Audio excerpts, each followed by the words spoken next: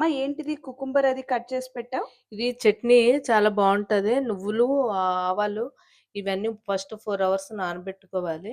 నానబెట్టుకొని ఇదంతా మిక్సీ కొట్టుకొని తాలింపు పెట్టుకుంటే చాలా రుచికరమైన కుకుంబర్‌తో చట్నీ. చట్నీ. హుహు. దీనికి క్లియర్‌గా ఇంగ్రీడియెంట్స్ ఏంటి? ఒక హ్మ్. కుకుంబర్, పచ్చిమిర్చి, వెల్లుల్లిపాయలు, అదేంటి జీలకర్ర, కరివేపాకు, కొద్దిగా చింతపండా ఇది?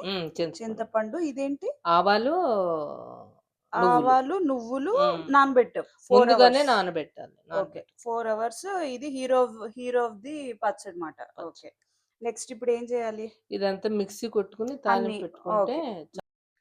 హ్మ్.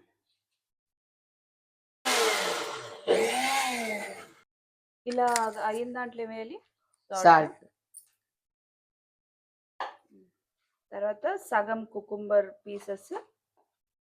మిగిలినవన్నీ తర్వాత ఇంకా వేసుకోవాలి. మిగతా జీలకర్ర, వెల్లుల్లిపాయలు, పచ్చిమిర్చి ఇవంతా మరీ పేస్ట్‌లా చేయాలా? లేకపోతే బరకగా చేయాలా? బరకగా చేసుకో. కచ్చా పచ్చాగా చేసుకో.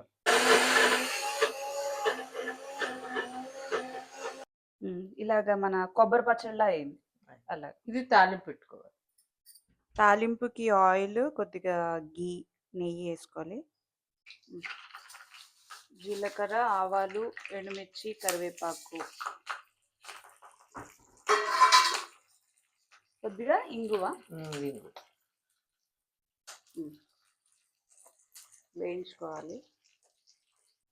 మనం చేసుకున్న దాంట్లో ఇప్పుడు కొద్దిగా కర్డ్ వేస్తున్నాం.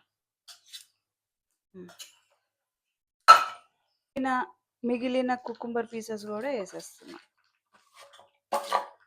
ఇప్పుడు ఇదంతా బాగా కలుపుకోవాలి. కలుపుకొని ఆ పోపు ఇందులో వేసేసుకోవాలి.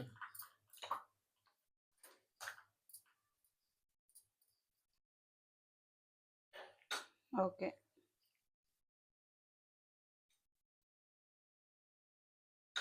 కుకుంబర్ పచ్చడి ఎంతో సింపుల్గా అయిపోయి టేస్టీగా ఉండే కుకుంబర్ పచ్చడి రెడీ అయింది. ట్రై చేసి చూడండి.